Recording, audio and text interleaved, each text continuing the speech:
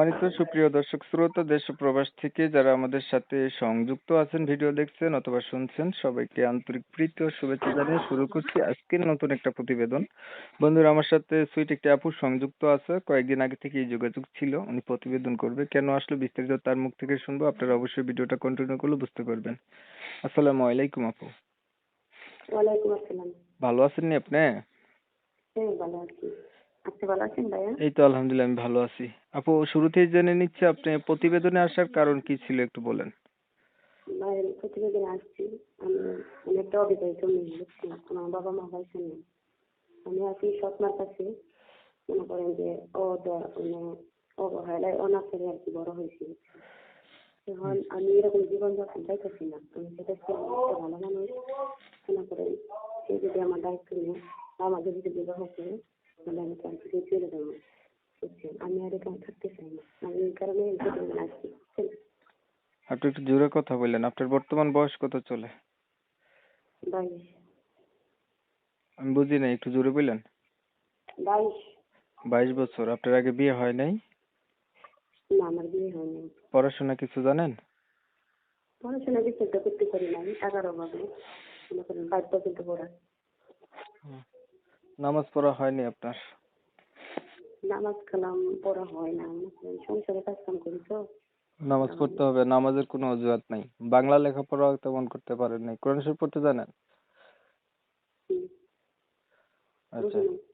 কোরআন শরীফ পড়তে জানেন? হ্যাঁ, আবির কাজ। আগে আর কখনো আপনি প্রতিবেদন করছিলেন? না না না, এই প্রথম। আচ্ছা, আপনার বিষয়টা আমি একটু রিপিট করছি। আপনার হচ্ছে বাবা মা নাই, সৎ মায়ের কাছে থাকেন।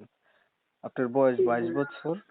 আপনি হচ্ছে অবহেলা অনাচারে বড় হইছেন। এখন চাচ্ছেন আপনার এখান থেকে কেউ যদি আপনাকে একটু উদ্ধার করে ভালো একটা মানুষ পান, তার সাথেই চলে যাবেন বা তার সাথেই জীবন সাথী কইরা বাকি দিনগুলা কাটাবেন, এই তো? হ্যাঁ হ্যাঁ হ্যাঁ, এই। আচ্ছা, তো ধরেন আপনি একটা মানুষ পাইলেন, মানুষটা হচ্ছে বয়স বেশি হলো, দেখতে কালো হলো, আগে বিয়ে করছে এমন হইলো, কিন্তু আপনার দায়িত্ব নিল, এমন মানুষ যদি হয় আপনি রাজি আছেন? হ্যাঁ, অবশ্যই রাজি আছি। সে যদি আমার খেয়াল রাখে বা আমার দায়িত্ব নেয়, আমি সম্পূর্ণ তার পাশে আছি বিপদে আপদে, বা সে যদি আমার পাশে থাকে, তাহলে আমি রাজি আছি। আচ্ছা, ঠিক আছে, ধন্যবাদ আপু। আপনার বিষয়টা ক্লিয়ার করে দেই। দর্শক শ্রোতা শুনছিলেন, উনি কথা বলছিল আমার সাথে, প্রতিবেদনে আসতে ভালো একটা মানুষ চাচ্ছে। বয়স কোনো ব্যাপার না, বয়স যেমনই হোক হবে। কারণ হচ্ছে উনার বাবা মা নেই। উনি খুব কষ্টে, খুব অনাথরে বড় হইছে, অনেক যন্ত্রণাতে আছে সৎ মায়ের কাছে। তো উনার চেহারা ছবি অনেকটাই সুন্দর আছে, আর পরিবার সম্পর্কে তো জানলেনই, আর কি বলবো। তবে আমি কিন্তু কমিউনিটি গাইডলাইনের কারণে আপুটির নাম ঠিকানা নিতে পারিনি, এর জন্য আন্তরিকভাবে দুঃখ প্রকাশ করছি। যারা হচ্ছে এই সুইট সুন্দরী অপরূপা আপুটির নাম ঠিকানা সহ তো জানতে চান, অবশ্যই ওনার নাম্বার আমি দিয়ে রাখছি, ফোন দিবেন, যোগাযোগ করবেন, জানতে পারবেন। আর যদি ভিডিওটা ভালো লাগে একটু লাইক টিক দিবেন, জানেন আমি এই ধরনের ভিডিও দেই।